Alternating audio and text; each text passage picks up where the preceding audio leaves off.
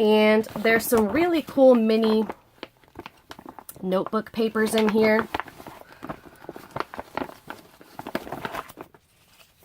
This was a little mini notebook I took apart, and it has these like doodled lines. I hope you can see that. And another little Brad Together notebook. This was some perforated red lined paper. I don't know. There's just a whole bunch of little bits in here. But also, did I take all that out? Yeah, I did. Let me show you. Hold on. Okay, again, so when I first started, I obviously didn't have as much paper or supplies that I do now. And when I first started, I went through every paper pad that I had, every paper collection, and took out and gathered every single sheet of paper that had lines or graphs in it. So that is what all of these are from, right here. This is from, and I had made a copy of this paper because I really liked it. This is from Kaisercraft Kaleidoscope. These are just probably from some old, when I was talking about those best of paper pads, it was computer weight paper pads of best of crate paper and best of American crafts. So anyway, and these were either from that or Heirloom. Remembering with You. This is cardstock and then a copy of it. These are from, I believe, a Prima paper pad. This is from an American Crafts one. Prima copies, and these are from an American Crafts. You get the idea. But any papers that I had at the time that were ledger sheets or graph paper to write on. I had, oh, this is actually a vintage ledger from a vintage ledger, and I made a copy of it. Anyway, I had put together any sort of bits so that I could make little mini notebooks in my junk journals or use these as pages. So, as you can see, I've been going through stuff, all kinds of things, and I've also been going through all my vintage stuff.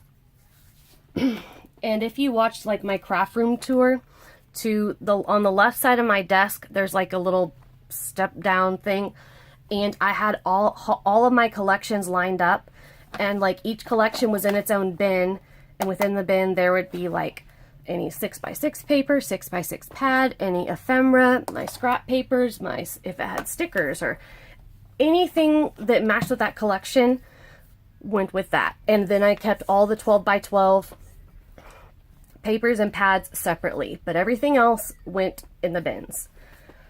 And so all of my vintage stuff I kept on this little rack thing, and it's actually, I think, a rack that goes like next to your sink, but it's like two-tiered. I don't know.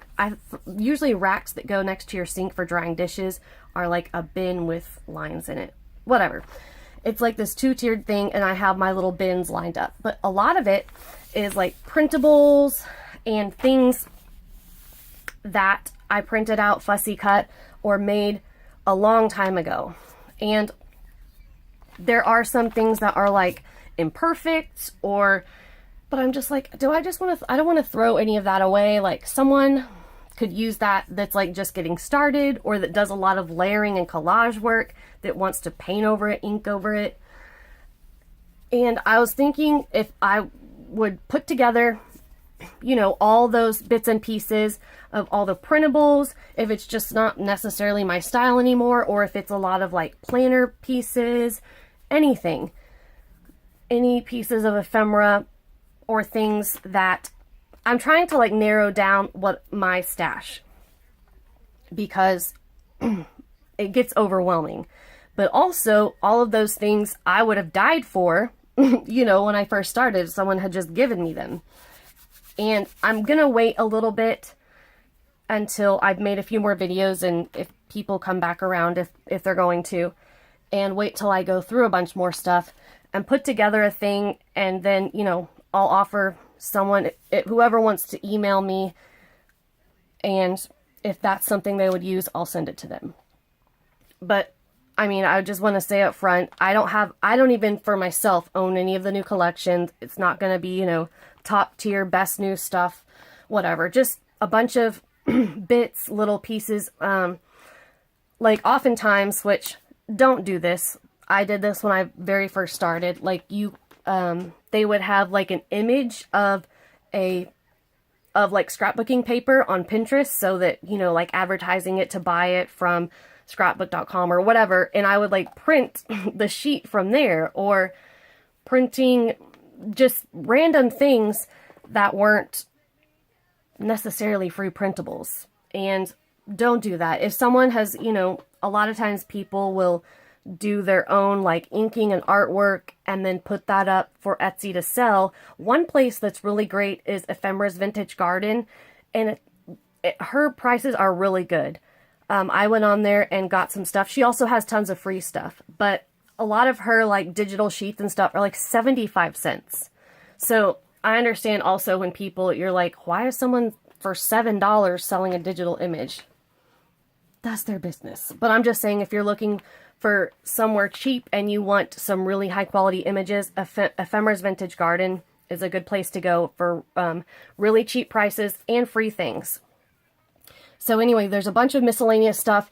It was collage sheets and planner sets, planner sheets, just bits and pieces. I'm sure I'll have like paper samples. And there was not much, but some stuff left from the swap that was just like stuff at the end that if it wasn't like a type of thing that someone asked for, and it wasn't necessarily something that I was planning on keeping for myself, but it just didn't get given to anybody. So yeah, I'm gonna wait a little bit, and my email is always in the description of my videos.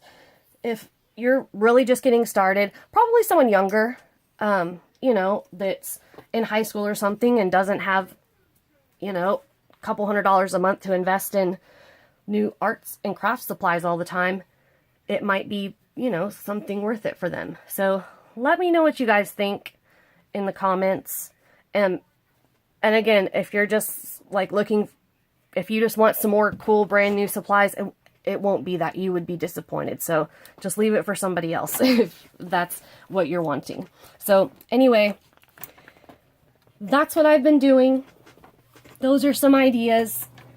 And yeah, I just kind of wanted to keep up the momentum and keep making videos. And so this is definitely a mishmash video.